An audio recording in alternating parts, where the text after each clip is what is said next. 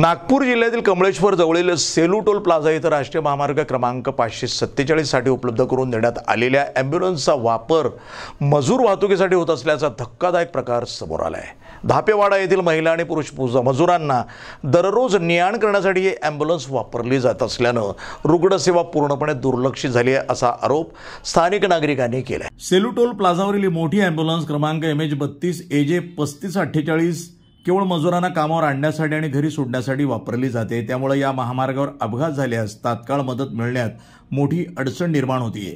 स्थानिक नागरिकांच्या म्हणण्यानुसार टोल प्लाझावरील ॲम्ब्युलन्सचे कार्यालय सुद्धा नेहमी बंद असतं, ज्यामुळे आपत्कालीन परिस्थितीत मदतीसाठी संपर्क साधणं हे शक्य होत नाही। आतापर्यंत अनेक अपघात झाले असतानाही या ॲम्ब्युलन्सचा काहीही उपयोग झालेला नाही।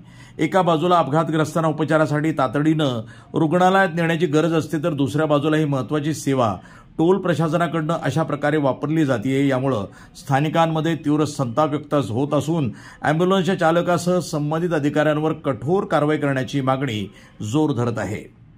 प्रतिनिधी मंगेश उराडे, NTV न्यूज मराठी, नागपूर।